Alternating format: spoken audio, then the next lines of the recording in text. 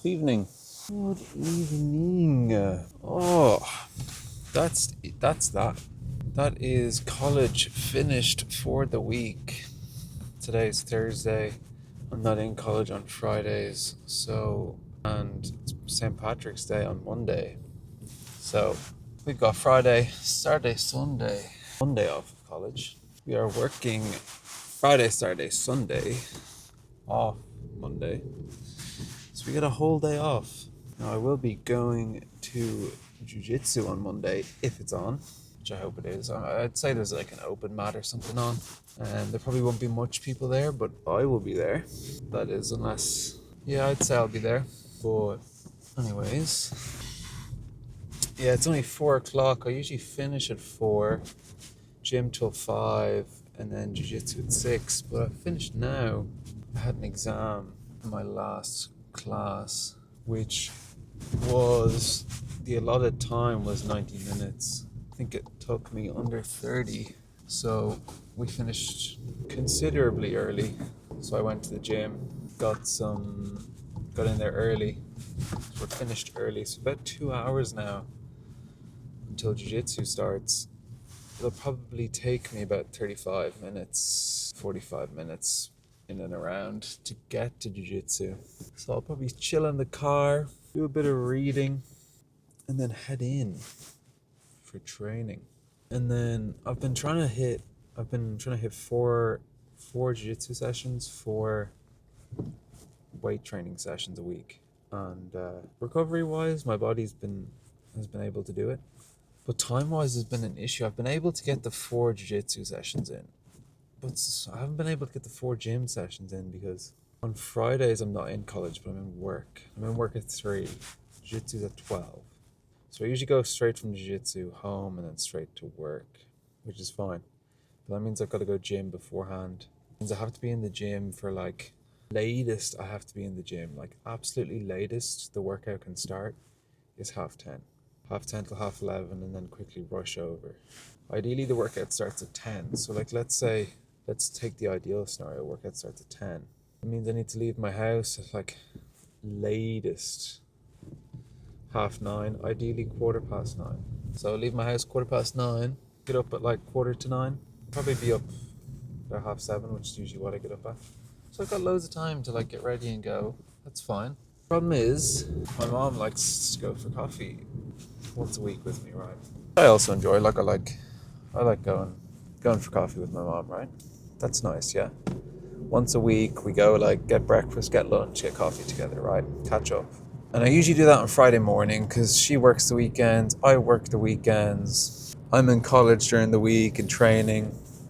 So it's the only time that we're usually both free is maybe Friday morning, maybe Wednesday night. But I like to have my Wednesday night be to just relax. So it's usually Friday morning, but she's usually up. Work has her up pretty late. So I'm kind of stuck with, I kind of have to go for coffee/breakfast Friday morning with her, right? Which if I was to try fit that into my schedule with the gym and jiu-jitsu means, I'm meeting her for breakfast or coffee or whatever. I'm meeting her. You want at least an hour, sit down and chat and everything. So we go with we kind of want to be sitting down at 8 a.m., right? Which it's a bit early. It's a bit early. 8 a.m.'s a bit early, to be sitting down having breakfast. For me, it's fine. For her it's way too early. Yeah, I know. She's lucky to be awake at that time. So I'm in a bit of a predicament. Do I skip the gym session, which I can't fit in Saturday or Sunday because I'm in work and the gym's closed by the time I finish work? So do I sacrifice a gym session for do I don't know. I kind of have to.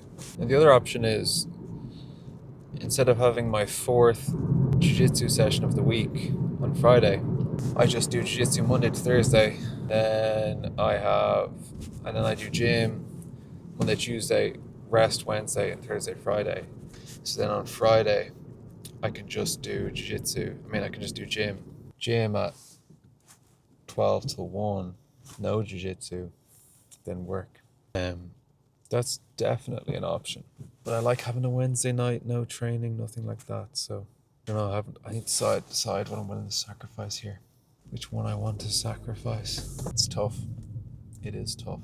Like the easiest option is sacrifice the gym session on Friday, go for breakfast, then jiu-jitsu after. That's the easiest option. But I feel like it's not the right choice because like I don't know, like what's the point? Like it's not the logical option is do Monday to Thursday jiu-jitsu and then Monday, Tuesday, Thursday, Friday gym. But if I do that, that means I'm driving all the way out to Tala, all the way back Friday morning just for a gym session, which I prefer not to do. I think realistically what's going to happen is, what I think I'm going to do, this is what I'm going to do. I've been doing upper lower rest, rest. That's my gym schedule. I'm going to switch it to lower upper rest, rest. Monday is going to be like lower, Tuesday upper, Wednesday rest, Thursday lower, and then instead of driving all the way out to Tala on Friday to do my second upper session, I'm going to do my second upper session of the week at home. Because last year there I did calisthenics for a few months, like just calisthenics training for a few months. I have rings. I can do ring training at home. So that's what I'll do. I'll do a ring upper body workout on Fridays. Days me driving all the way to Tala, and then that'll only take me like 30-45 minutes, and then I can go straight to jiu-jitsu after that. I can leave my house at like 11:30, maybe 11:15, start my ring workout at like 10:30, go for breakfast at like 9. That's what I'm going to have to do next week. This week I'm going to sacrifice the leg workout. Next week that's what we'll do. That's that sorted. Got a bruise on the side of my head. I like threw someone over my shoulder yesterday and their head just went like straight into mine, and I was like, oh, that was nasty. I like pretended like I pretended like I didn't even feel it, but I was like, oh, that hurt bad. I know he felt it as well. I accidentally fucked up his arm doing that throw as well, and I apologized sincerely to him. I was like, you don't want to hurt your teammates. I didn't mean to hurt him. I am sorry that I hurt him, but it's the risk you take, I suppose. It wasn't overly aggressive, like it was just a throw. Yeah. I haven't drank alcohol since like the week before Christmas, about 3 months. But I might have a drink on Sunday. So I've got Monday off, so I might have a drink on Sunday. That's a beautiful bike, Ducati. It's very hot.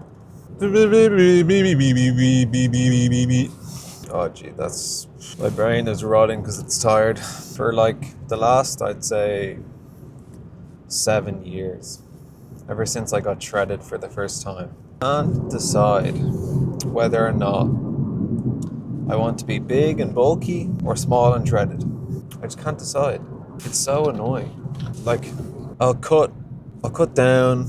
I won't get shredded, but like the six pack will start to come out, and then I'll start getting these thoughts. Oh, like because your strength starts to drop off.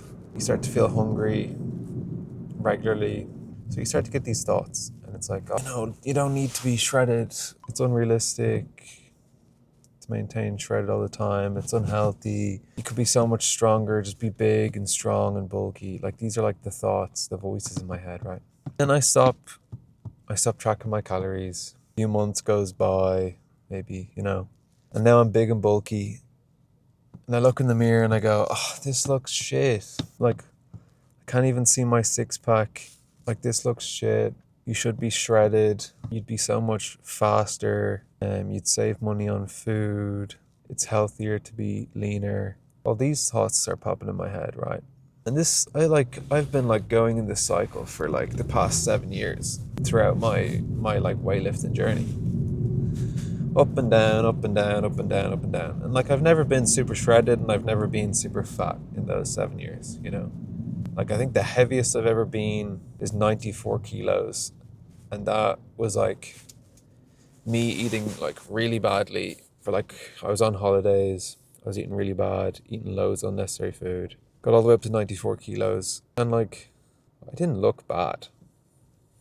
It didn't look bad at all. Like, but I had no six pack. Like it was, you couldn't see any ab definition whatsoever. It was all gone. But I didn't have like a belly, Like my belly came out like a tiny, tiny bit. I just couldn't see any definition in the abdominals. And then the lightest I've ever been was when I was doing Muay Thai and Jiu-Jitsu at the same time. I got down to like 77, 78, 76. Can't remember exactly, somewhere around there.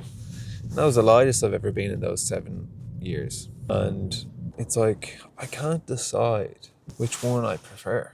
Like there's positives and negatives to both. Like when I was heavier, I wouldn't have been as confident with my shirt off, because it's like when your body fat percentage is higher, you don't look as jacked, you just look bigger.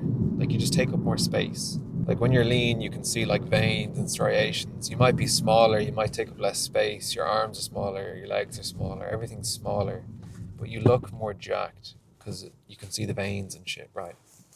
So when you take off your clothes, you look better when you're leaner. But when you have your clothes on, you look kind of normal. Like you just look like, you don't even look like you work out. Like when you're lean and you have clothes on, you don't look like you work out. It's not till you take off your t-shirt and you get a pump that people are like, Jesus Christ, you're jacked, Like when you're lean, get some good lighting, get nice and sweaty, get a pump, and you look insane. Like that's when you take the Instagram pics, throw them up. People are like, Jesus Christ, bro is jacked as fuck. And then they see you the next day and they're like, why do you look so small? And it's like, because I don't have good lighting, I don't have a pump. The light isn't shining off my sweat, right? And then when you're fat, when I say fat, I mean just like you don't have any ab definition. You take off your shirt, you might see a little bit of vein. You don't see any striations, you don't see any abs, but you take off your shirt and you kind of just look like it's like a dad bod, And people are going to be like, oh, dad bods are the best. No, they're fucking not. No, they're not. But when you have clothes on, like when you're a bit heavier, a bit more fat, you got like a t-shirt on, right? Your arms are like filling the sleeves. Your chest is like puffing out of the t-shirt. People are like, Jesus, this guy's jacked. This big boy over here. And I can't decide which one I prefer. I'm always going back and forth, back and forth. Some of you might suggest, why don't you just go in the middle? Barely see abs, but not super shredded. So you still kind of fill out your t-shirt, but then you don't, when you take your t-shirt off. The problem with being in the middle is like, it's just mediocre. You're not big, you're not shredded, you're mediocre. No one goes, oh geez, that guy's jacked, when he can just about see the abs, like no one goes, oh, he's jacked, or at least when you're big, people are like, oh, he's huge. Or when you're shredded, they're like, geez, he's shredded. So I can never decide. I'm always going back and forth. But I think I've always kind of erred on the side of leaner is better, especially recently. Because when you're on the leaner end, like your face looks better. I feel like everything, your body doesn't have to work as hard to like do things. I feel like slightly leaner is like better. So that's like kind of my goal. I want to get to like sub 80, I'd say.